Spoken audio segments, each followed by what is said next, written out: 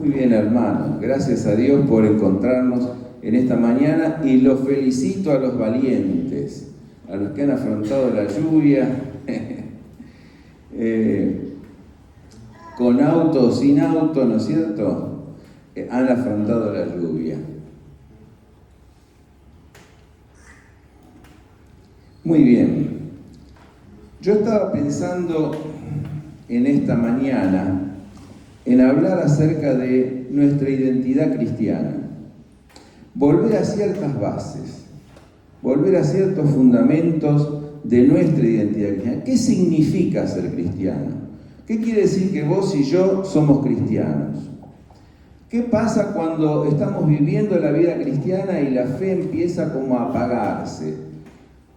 Nos empezamos a sentir cansados, nos empezamos a sentir que realmente algo se va apagando un poco en nosotros. Bueno, en primer lugar tenemos que recordar nuestra identidad. Y en segundo lugar tenemos que volver al Señor de todo corazón, ¿no es cierto? Entonces yo pensé en el pasaje de Romanos 12, 1 al 13, que nos habla de algunas verdades esenciales de la vida cristiana. Y yo quisiera tomar 4 verdades que están aquí claramente explicitadas en este pasaje del capítulo 12 de la carta a los Romanos. Si ustedes me quieren seguir, también supongo que Humbert, que está en la pantalla, ¿no es cierto? Romanos 12 del 1 al 3. Romanos 12 del 1 al 3. Y podemos ir leyéndolo en forma alternada. ¿Qué les parece a ustedes? Yo leo un versículo, ustedes el siguiente, ¿sí? Y así todos participamos de la lectura de la palabra. Porque, ¿qué venimos a hacer aquí a la iglesia? Miren, yo nunca que me voy de vacaciones dejo de congregarme. Pero estuve un domingo en una congregación donde el pastor empezó a hablar sin leer la palabra. Y por allí apareció un versículo casi al final del sermón. Yo creo que nosotros tenemos que fundamentar nuestra fe en la palabra de Dios, ¿no es cierto? Bien. Romanos 12. Yo comienzo y ustedes me siguen. Por consiguiente, hermanos, os ruego por las misericordias de Dios que presentéis vuestros cuerpos como sacrificio vivo y santo, aceptable a Dios, que es vuestro culto racional.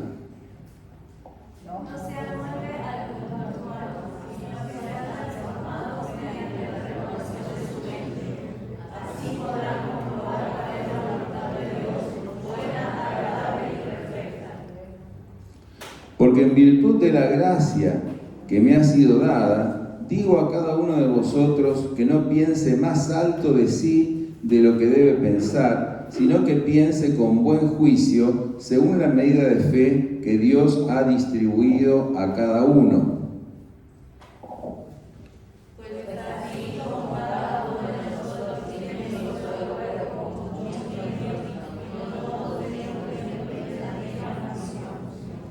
Así nosotros, que somos muchos, somos un cuerpo en Cristo e individualmente miembros los unos de los otros.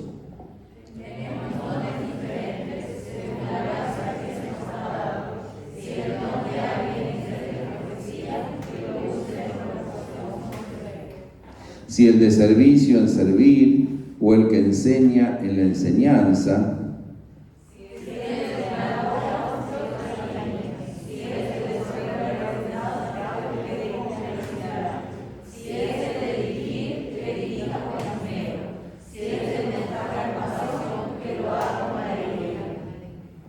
El amor sea sin hipocresía, aborreciendo lo malo, aplicándoos a lo bueno. Ámense los unos a los otros con amor fraternal, respetándose y honrándose mutuamente. No seáis perezosos en lo que requiere diligencia, fervientes en espíritu, sirviendo al Señor.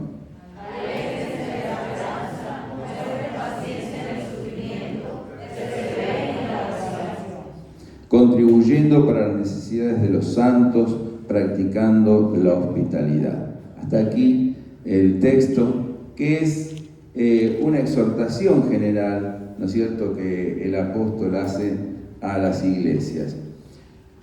Primera verdad fundamental, hermanos: la vida cristiana es un culto a Dios. La vida tuya y la mía debe ser un culto a Dios. Está llamada a ser un culto a Dios. Ustedes fíjense cómo comienza: os ruego por las misericordias de Dios. ¿Qué es un cristiano? Un cristiano es alguien que en primer lugar agradece todo lo que Dios ha hecho en su vida, ¿no es cierto? En primer lugar, que nos rescató del pecado, nos rescató de la muerte. En segundo lugar, que nos conserva con vida. Luego, que nos colma de favores y misericordias, como dice el Salmo, ¿no es cierto? Entonces, aquí el apóstol comienza invocando las misericordias de Dios. ¿Cuántas cosas hizo y hará Dios para con nosotros? Entonces nosotros tenemos que estar agradecidos. Un cristiano es el que agradece al Señor.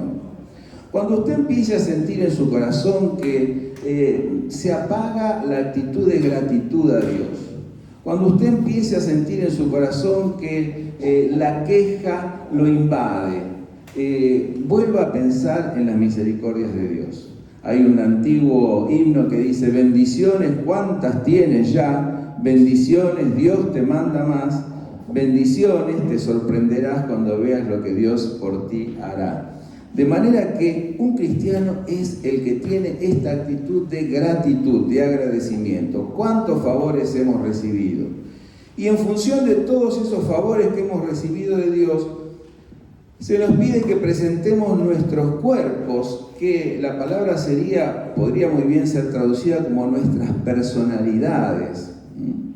Todo, nuestra mente, nuestro espíritu, nuestro cuerpo, en sacrificio vivo, santo y agradable a Dios, lo cual es nuestro culto racional.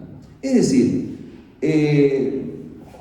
presentar nuestras personalidades como culto a Dios. Los sacrificios, obviamente, se acuerdan ustedes que aludían a los sacrificios del templo de Jerusalén, ¿no es cierto? Que el adorador iba y ofrecía animales en sacrificio para expiación de pecados, o por gratitud, o por lo que fuera. Bueno, pero aquí ya no se trata de presentar ningún animal, se trata de presentarnos a nosotros mismos, ¿no es cierto? A nosotros mismos, como un sacrificio vivo, no de animales muertos. Nuestra vida, presentarla como culto a Dios, de manera santa y agradable. Santa quiere decir que tenemos que vivir una vida que refleje la santidad y la pureza de Dios. Y agradable porque hacemos su voluntad. Entonces, dice que este es vuestro culto espiritual. Este es nuestro culto espiritual. Miren, en Oseas, capítulo 6, versículo 6 dice: misericordia quiero y no sacrificio, conocimiento de Dios más que holocaustos. ¿Qué quiere el Señor de nosotros? Que recordando sus misericordias seamos misericordiosos. Que lo conozcamos a Él en una relación personal, estrecha, ¿no es cierto? De oración. Que lo conozcamos a Él más que sacrificios y más que holocaustos. La adoración es llegar al templo, es cantar. Si queremos cerrar los ojos, los cerramos, levantamos las manos si queremos levantarlas. Pero no es solamente eso. La adoración es algo que se vive todos los días, ¿no es cierto? Todos los días deben ser vividos en ese espíritu de adoración. Entonces, un creyente es aquel que vive su vida como un culto a Dios, como una adoración al Señor. Señor, te entrego este día. Y al día siguiente, Señor, te entrego este día, y vivir conscientes de la presencia de Dios, ¿no? En el trabajo, en las relaciones familiares, en todas las áreas de nuestra vida. En todas las áreas de nuestra vida debemos vivir la vida como un culto a Dios, como una adoración al Señor, ¿sí? Ahora, la adoración es la primera cosa que hace un cristiano. Porque fíjense ustedes se están ahogando, alguien va y los rescata, los trae a la playa, a un lugar seguro. ¿Qué es lo primero que van a hacer? Agradecer. Bien, lo primero que hace un cristiano es agradecer al que los rescató. Después viene todo lo demás. Después decimos, bueno, así como yo fui rescatado, yo quiero ayudar con otros, ¿no es cierto? Entonces ahí viene el servicio, se hace en un espíritu de adoración. O predicar el Evangelio, no lo hacemos como un proselitismo, sino en un espíritu de adoración. O vivir en comunión, no venimos a la iglesia como si fuera un club social, venimos porque la iglesia es el cuerpo de Cristo. Cuando aprendemos la palabra, dejamos que la palabra de Dios caiga sobre nuestro corazón como gotas que refrescan nuestra alma, ¿sí? De manera que si nos apagamos, tenemos que volver a considerar diariamente las misericordias de Dios y decir, Señor, quiero que este día sea un culto a tu nombre. Amén. Quiero que este día sea un culto a tu nombre. Segunda cosa, la vida cristiana es una vida que se va transformando a la imagen de Cristo. La vida cristiana es una vida que se va transformando a la imagen de Cristo. Yo les voy a leer el versículo 2 como sería casi una transliteración del griego. Dice, no toméis la forma del mundo, o no os conforméis, o no toméis la forma del mundo, sino transformaos mediante la renovación de vuestra mente, para que comprobéis cuál es la voluntad de Dios, lo que es bueno, aceptable y perfecto. Hermanos, no tomar la forma del mundo. Muchas veces nosotros nos perdemos, porque el mundo es eso que nos atraviesa, ¿sí? El mundo no es la sociedad que está fuera de la iglesia, no, ojo, a veces el mundo entra en la iglesia, porque el mundo es todo ese conjunto de pensamientos, de ese discurso, esos valores, o no valores, mejor dicho, ¿no es cierto?, que nos atraviesan a todos. Entonces, aquí se nos pide que no tomemos la forma del mundo, ¿sí?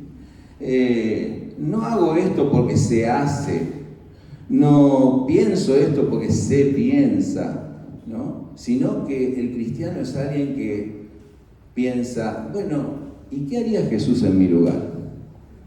¿Qué haría en esta situación Jesús en mi lugar? ¿Cómo el Señor actuaría en esta situación en mi lugar? Y entonces esto nos lleva a renovar nuestra mente. Renovar nuestra mente es un estado que produce el Espíritu Santo. No es algo que lo producimos nosotros. Nosotros somos llamados a orar, pero debemos permitir que el Espíritu Santo produzca esta renovación de nuestra mente, nos dé discernimiento espiritual, ¿sí? Hoy en día la situación mundial en general es muy difícil, muy complicada, ¿no es cierto? Por un lado el globalismo, por otro lado los que quieren abstenerse o abstraerse de esto, ¿no es cierto? Y también de manera global se nos quieren imponer en nuestro mundo el imperio de algunos poderosos, no tantas familias, ¿no es cierto?, en el cual se tiende a la reducción de la población mundial, y vemos así políticas que tienden al aborto, a una cosa, a la otra, a fomentar el transexualismo y todo lo demás. ¿Por qué? Porque se quiere reducir la población mundial. Se quiere ejercer un dominio mundial. Se quiere ir hacia un empobrecimiento general. Y entonces, tras la máscara del globalismo, se soborna a los jefes de Estado, a las autoridades y demás, y los países se alinean de una manera. Nosotros tenemos que tener discernimiento. Nosotros como cristianos debemos abstraernos de todas las desmedidas ambiciones de poder y de tener que dominan en el mundo. Y nosotros como cristianos tenemos que orar y trabajar por la paz, pero atención, una paz basada en la justicia. No la paz de los cementerios, ¿no? Como cuando nosotros sufrimos aquí la dictadura militar, y lamentablemente, se decía, hay paz, y es la paz de los cementerios, la paz basada en un montón de vidas desaparecidas, ¿no es cierto? No, la paz no se logra de esa manera. ¿Cuántas cosas yo realmente no imaginé vivir? A mis 65 años, la verdad que no imaginé vivir las cosas que estamos viviendo ahora. Estamos viviendo situaciones difíciles, pero nosotros los cristianos tenemos que tener la luz de Dios, renovar nuestra mente, renovar nuestro entendimiento. Y ahora vamos al punto siguiente que me parece fundamental. Y es, la vida cristiana se desarrolla en el cuerpo de Cristo. Por eso estar unidos al cuerpo de Cristo es fundamental. Es imposible desarrollar la vida cristiana fuera del cuerpo de Cristo. Es imposible. Fíjense que cuando el apóstol Pablo escribe, por ejemplo, a los romanos, escribe, por ejemplo, a los filipenses, o escribe a los colosenses, escribe a la iglesia que está en Filipos, a la iglesia que está en Roma, a la iglesia que está en Colosas. En aquella época ni se concebía que las personas iban de un lado al otro y tomaban la iglesia como si fuera un auditorio. No, la iglesia es un cuerpo. Aquí en Romanos 16 se dice, saludad a Aquila y Priscila, saludad a María, saludad a Andrónico y Junias, saludad a Amplia, saludad a Urbano. Y hace toda una lista. O sea, ¿quiénes eran los romanos? Personas concretas. Es como si yo dijera, voy a escribir una carta a la iglesia de Barrio Norte y menciono a una cantidad de miembros de la iglesia, porque son miembros de la iglesia. Hermanos, nosotros no estamos llamados a ir de un lado para el otro. Nosotros estamos llamados a establecernos en una congregación local y desarrollar allí nuestra personalidad cristiana y desarrollar allí nuestro ministerio. Cada uno forma con otros un cuerpo. Somos cada uno con otros un cuerpo. Fíjense lo que dice verso 3 al 5. Porque en virtud de la iglesia que me ha sido dada, digo a cada uno de vosotros que no piense más alto de sí de lo que debe pensar, sino que piense con buen juicio, según la medida de fe que Dios ha distribuido a cada uno. Pues así como en un cuerpo tenemos muchos miembros, pero no todos los miembros tienen la misma función, así nosotros que somos muchos somos un cuerpo en Cristo e individualmente miembros los unos de los otros. Mis hermanos, no somos un auditorio. Y digo esto porque he visto algunas iglesias que en vez de tener en la puerta el cartel de iglesia, ponen el auditorio. Somos un auditorio, somos una familia de la fe, somos una iglesia de Cristo, ¿no es cierto? Bueno, bien, entendiendo esto, nadie puede creerse más que otro, ni por el oficio que tiene, ni por la tarea que realiza, nadie es más que otro. Es más, nuestras iglesias bautistas conservamos las asambleas, que si bien tienen un sesgo del matiz pastoral y demás, los hermanos pueden participar libremente y proponer libremente. nosotros estamos llamados a compartir una comunión de vida. Comunión de vida. Ahora, la pandemia ha sido un enemigo bastante grande, ¿no es cierto? Pero tenemos que tratar de salir de la comunión de pantalla a pasar a la comunión de vida. Porque en la pantalla no podemos ejercer nuestros dones. En la pantalla no podemos trabajar concretamente. Entonces, hermanos, yo siempre recuerdo aquel texto hermoso de Dietrich Bonhoeffer que se llama Vida en Comunidad. Bonhoeffer dice, vivimos en la semana bastante dispersos. Qué privilegio es reunirnos los domingos, juntarnos unos con otros, compartir la vida unos con otros. Y fíjense ustedes que cuando nos juntamos, damos gracias a Dios porque siempre salimos bendecidos. Salimos bendecidos cuando estamos en la casa del Señor. Por más que cueste un poco, a veces, el envión. Pero damos el envión y llegamos y decimos, gracias Señor. Somos bendecidos. Bueno, ahora, fíjense ustedes lo que dice el verso 6. Pero teniendo dones que difieren, según la gracia que nos ha sido dada, usémoslo. Si el de profecía, úsese en proporción de la fe. Si el de servicio, en servir. El que enseña, en la enseñanza. El que exhorta, en la exhortación. Exhortar es animar. Animar y corregir. El que da con liberalidad o con generosidad. El que dirige con prontitud, con diligencia.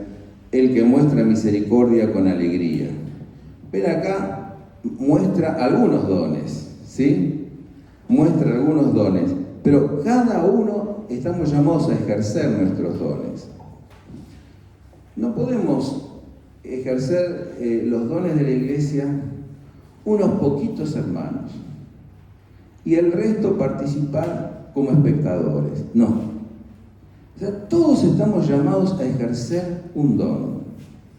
Todos tenemos un don. ¿Ustedes lo creen esto? Porque es una doctrina bíblica, ¿no es cierto? No lo digo yo, lo dice la palabra.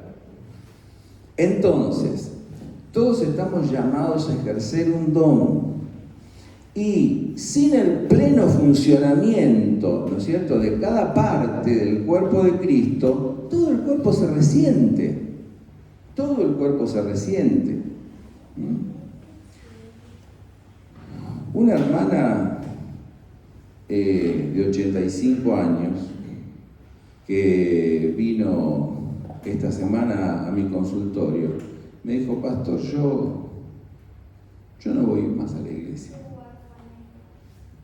Y digo, a ver, no de esta iglesia, estoy hablando del consultorio de Morón. La hermana va a otra iglesia de la zona oeste. ¿Por qué, hermano?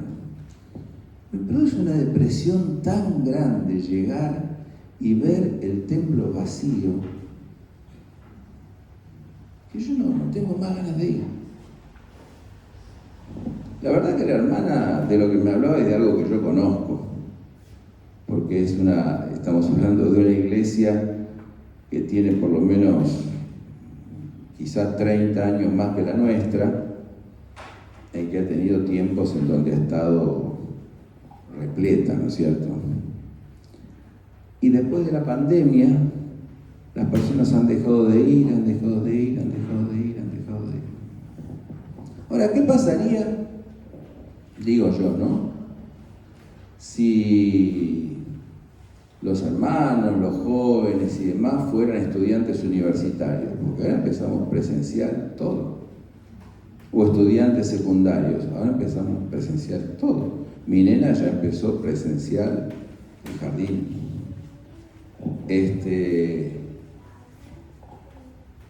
Pero hay algo. El enemigo a veces empieza a poner obstáculos. Y nosotros no nos tenemos que dejar invadir por el temor. Miren, cuando Cuando termina el libro de los Hechos de los Apóstoles, yo escribí hace como, no sé, 30 años o más, un pequeño comentario acerca del libro de Hechos de los Apóstoles. Y me llamó la atención la última frase. Dice, y el Evangelio se expandía sin impedimento. Y si nosotros nos ponemos a pensar en todos los impedimentos que tenían los apóstoles para que el Evangelio se extendiera, decimos, sin impedimento.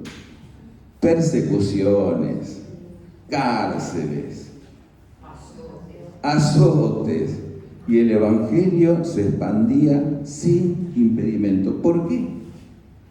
Porque los hermanos actuaban con una palabra que es la palabra que más se utiliza en el libro de los Hechos de los Apóstoles. ¿Ustedes saben cuál es la palabra que más se utiliza en el libro de los Hechos de los Apóstoles, aparte de Espíritu Santo, que es la que más se utiliza de todas? La segunda, ¿saben cuál es?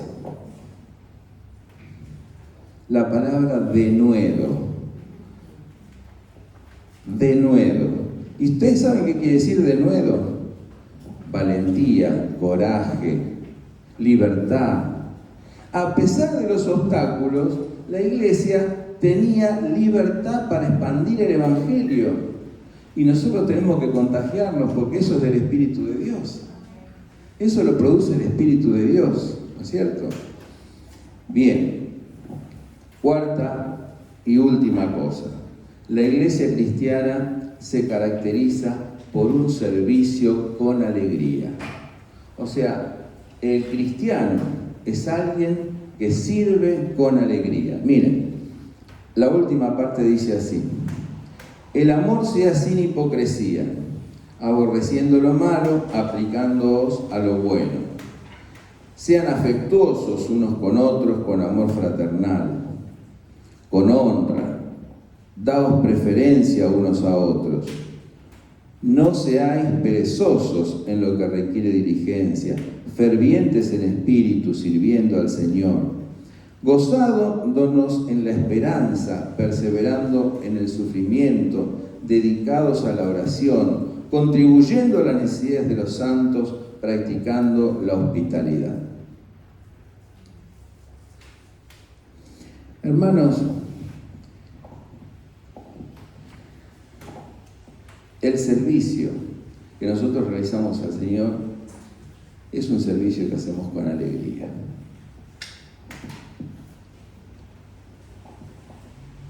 Y hay dos cosas.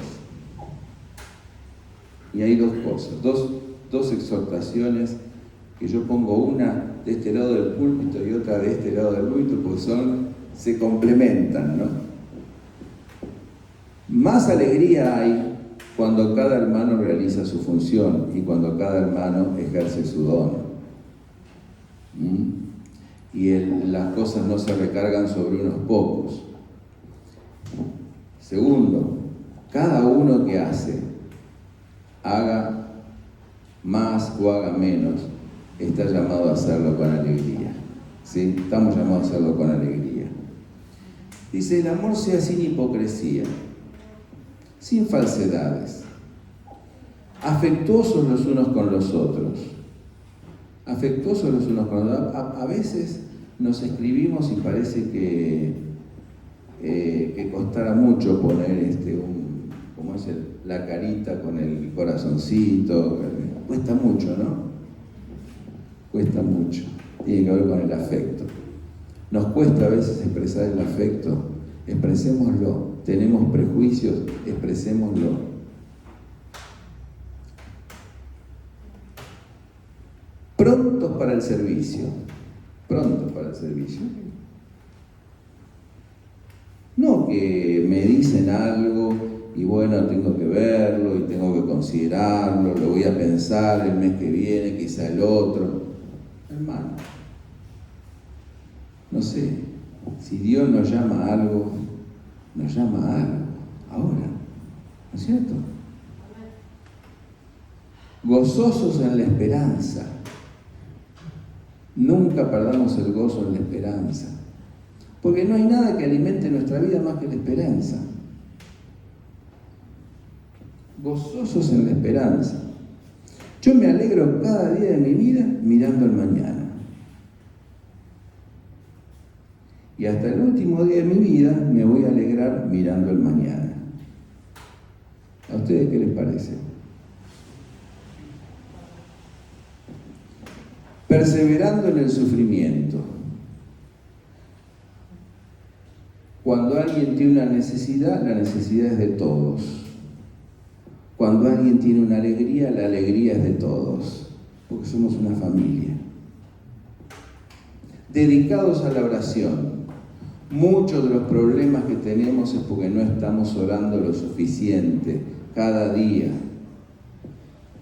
Contribuyendo a las necesidades de los santos, esto es, contribuyendo económicamente con nuestras ofrendas, con nuestros diezmos, etc. Porque somos una familia. Y en esa familia todos contribuimos. Yo tengo una familia un poco numerosa, pero en la familia cada uno tiene algo que hacer. No es que se centraliza todo en una o dos personas, ¿no es cierto? Practicando la hospitalidad. La hospitalidad era algo fundamental en la iglesia antigua, porque se venía a veces de lugares lejanos y se abría la casa. La vez pasada Claudinia me decía, yo estoy buscando, porque tiene unos problemas muy grandes, motivo de oración también, con respecto a su alquiler. Ya no tiene gas, etcétera, etcétera, varios problemas.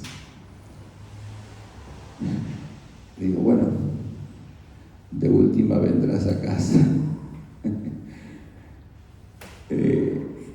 Hermanos,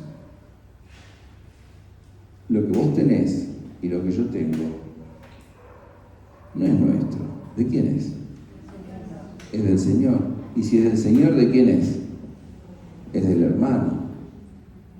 Es también del cuerpo de Cristo, ¿sí?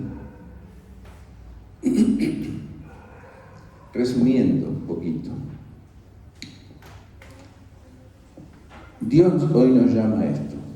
Primero, vivir la vida como un culto a Dios. Segundo, ir transformando nuestra mente a la imagen de Cristo. Tercero, vivir en el cuerpo de Cristo, no visitar al cuerpo de Cristo. Porque tenemos que cambiar nuestra mente. Ya no se trata de, bueno, voy una vez al mes a la iglesia, voy domingo por medio, voy de visita. No. El domingo es el día del Señor. No nos tenemos que quedar en la casa. Asistamos, participemos.